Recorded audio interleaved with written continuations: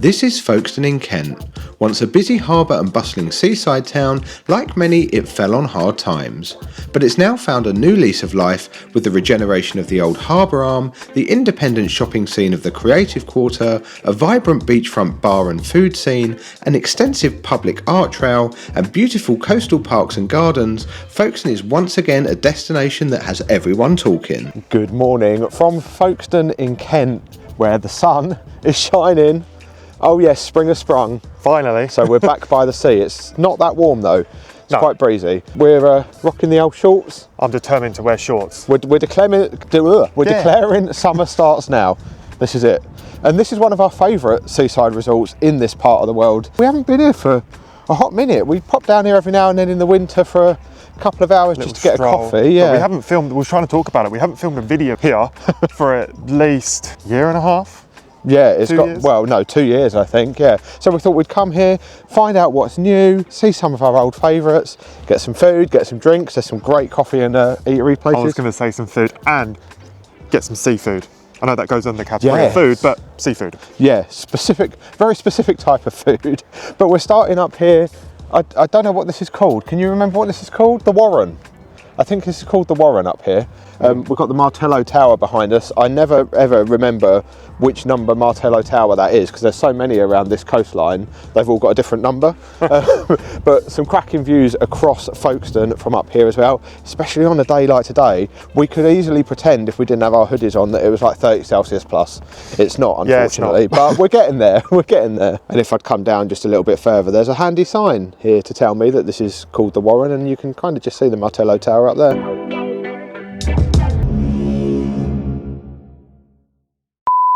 So this horn that I couldn't resist a good blow on is one of Folkestone's public art installations. There's like this huge trail around Folkestone. I forget how many there is. There's a ridiculous number of them. We probably won't see them all today, but we'll see some of our favourites. Yes. And they've all got a little sign with them that tells you the name of the artwork, who done it, and supposedly the inspiration, everything behind it. Part of the creative Folkestone artworks. I can't wait to see that steampunk beach hut. I think that's my favourite. Yes. First though, coffee. Coffee and a snack. You're probably disappointed that's not a cream horn. Oh, do you know, when was the last time you had a cream horn? A long time ago. Do they even still make them? Yeah.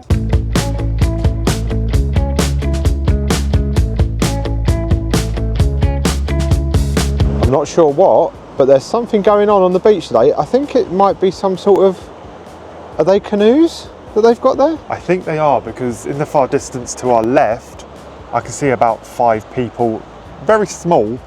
Oh, out there in the sunshine, yeah. There is somebody actually there going out as well, so maybe we could canoe. Can you believe this weather? Now, we've been told by many people that apparently these cliffs are really good for fossil hunting, and I suspect that's probably what those people out there are doing at the minute. However, they look precarious, and we've seen one too many cliff falls there to be brave enough to go down and give it a go. The thing is, there is actually a sign just above there saying landslide. Yeah. No. Is the fossil worth it? Could probably buy one in a gift shop in the town. Probably easier. So it must be some sort of race, because they just released extra people that went charging towards the sea, towards the people trying to get the canoes in. I don't know what's going on. I don't know, it looks kind of fun. It is Folkestone's sandy beach though. It's called Sunny Sands, which is kind of apt for today. It's almost tempting to strip down to me tighty whities and go for a dip, but I think I'll leave it. Yeah, no one needs to see that. That's rude.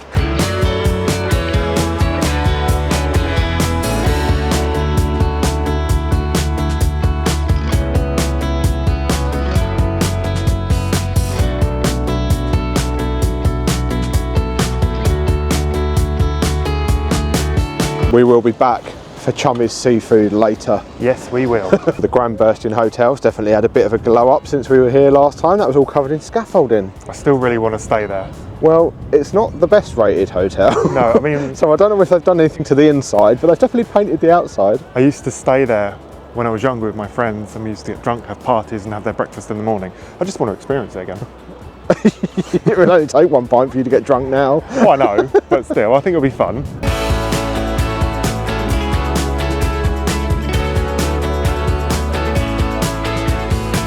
So this is the start of the Folkestone harbour arm, and this actually used to be a working train station. The train line used to come all the way up here and stop, unlike the cars.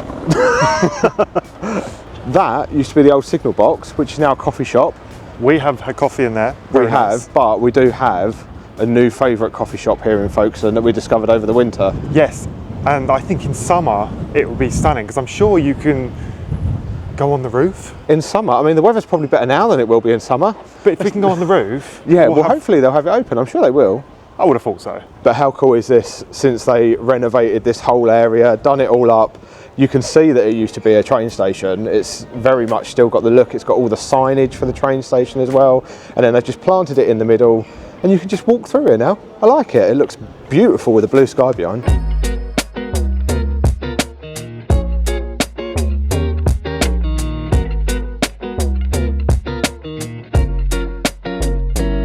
And this is our new favourite coffee place. We've seen this place so many times, but we never tried it until a few months back in the winter when we sat inside. This is the Harbour Coffee Co, and their coffee and their pastries were really good. So does that mean we get pastry? Maybe I'll let you. He's going on that he's hungry, bless him. Always hungry. What gives that away? Oh, here we go. Nice coffee, pan au raisin. And we've come to sit upstairs on top of, they're like shipping containers. It's a bit breezy. It's not as breezy as I thought, but I'm just a little worried the hat's going to go fly. Yeah, so you're going to have to hold on to your bag for your pan au raisin, hold on to your hat. It's blowing the cobwebs off after the window, it's all good. It's a fair point. So cheers. Cheers. To Folkestone. That was very close. It was. And cheers to summer coming. Yeah, baby.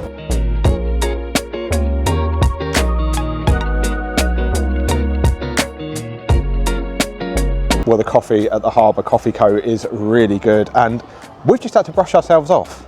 That's something I've not experienced before, is loads of salt all over the seats. But obviously the benches and the table were all covered in sea salt. You could see it glistening like frost on the table. It was interesting, so I had to go to the toilet and wash my hands. Yeah, so we're all brushed off, and we're going to carry on walking along the beach now, but we will be back here later because there is some incredible street food to be had in there, and so he'll no doubt be hungry in an hour. We're having street food and seafood.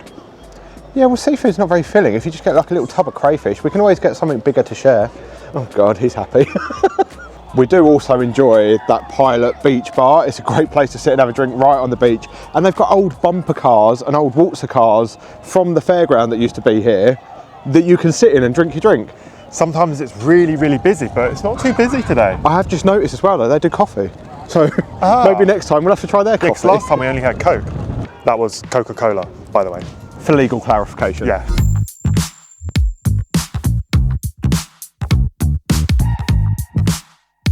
This is something else quite new along the boardwalk as well, is the Folkestone Crazy Golf. Now, we've never played this, and Josh isn't really a big fan of Crazy Golf because he's worried that I'm just going to whoop his ass every time. I just lose every time, and it just becomes a competition, and then things go flying, and I'll be honest, get angry. It's not much competition. No. I win it, like, easy. No effort, really. No, he doesn't. Not with everything.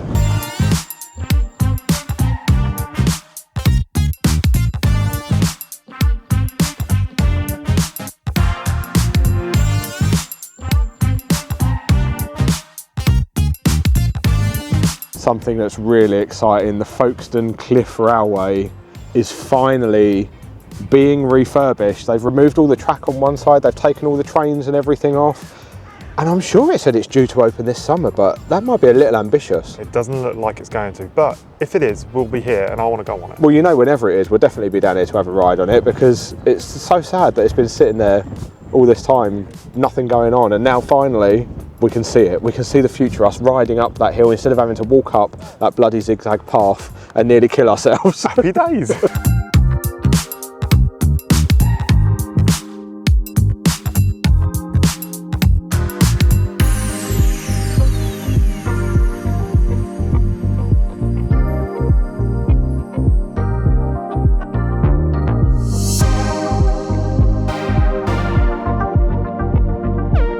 And here we are, we've made it to our favourite one of the Creative Folkestone art installations, probably the bougiest beach hut you're ever going to see in your life.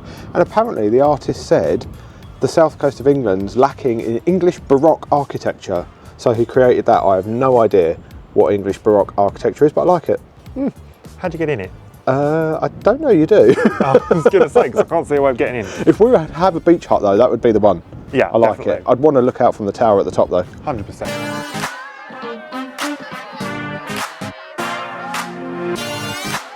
Once upon a time, there was an Instagrammer in the wild in Folkestone.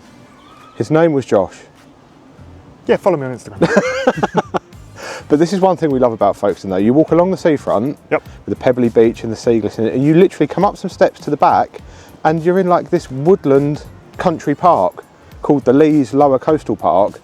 And it's really cool under here. It's nice and shaded and sheltered from the breeze. And there's just lots of things to see and do, like this pig behind me. I've never noticed that pig before, but Josh is adamant we've seen it. I'm sure we've seen it. And I remember this little building here used to be a toll house, because this road used to be a toll road from Folkestone through to Sandgate. Yes, I remember now. So you used to have to stop here and pay a toll. It's really, it's amazing to think this used to just be like a thoroughfare. Now you just have to pay £15 in parking. Yeah, the parking's here really expensive. That's why we never park here. So we didn't park here. No. There's also this massive eucalyptus tree, and it says that eucalyptus trees were originally brought to Britain from native Australia in the early 19th century. You don't see many eucalyptus trees here. However, there ain't no koalas in that bad boy. Still want a koala. You can't have a koala. When we go to Australia one day, I'm going to hold one, Squeeze one. and run away with it. You can't do that. No, I know.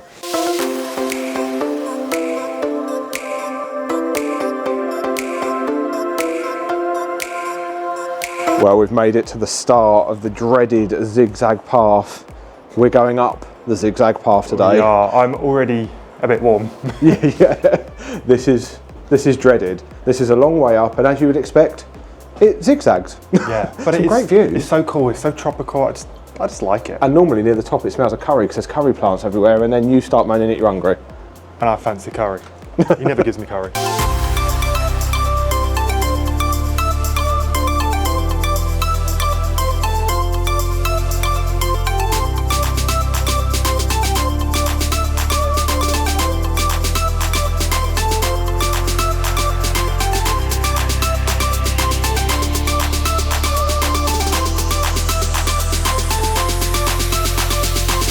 Well, we've made it to the top of the zigzag path. It was definitely warm walking up that today. There wasn't a breeze, so it was like a heat trap. It's a beautiful path though, with some incredible views. Even better if you walk down it. Yes. So that's what we're hoping when the lift hill opens. We can get the lift hill up that end, walk along the cliff top and then zigzag path it down. Sounds like a plan to me. So we're on top of the cliffs now. This is the Lees Cliff Hall. They have like loads of shows and everything up here as well. We've never been here to see a show before. Nope. Maybe we should do that at some point. They've got a country music night thing here at some Oh, point. that sounds like something we'd do. Yeah, maybe we should 100%. come and do that. Yeah. Yeehaw! Yeehaw, do I get to wear a cowboy hat? If you really want to, you've got that one that our friends Jeremy and Kara bought you. Fair. Could pretend we're back in Vegas, a night with Elvis. Oh. I don't know. What was that? One day I'll get it right. The worst Elvis impression ever.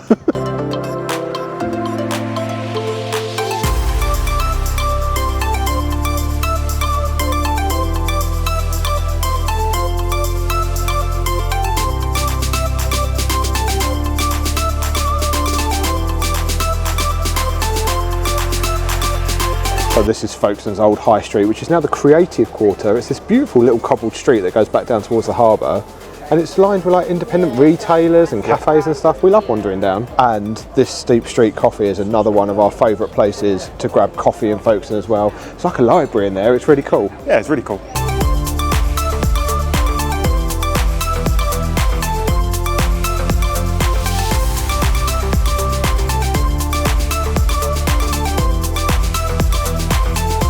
We've still never been in this pub either, the Harbour Inn.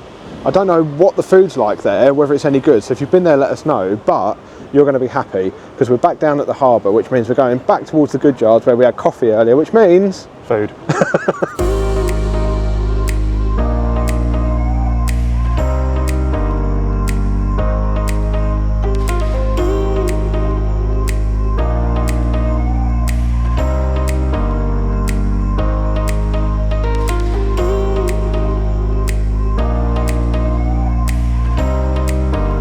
The goods yard offers a wide selection of food choices which you can enjoy in front of the large outdoor screen.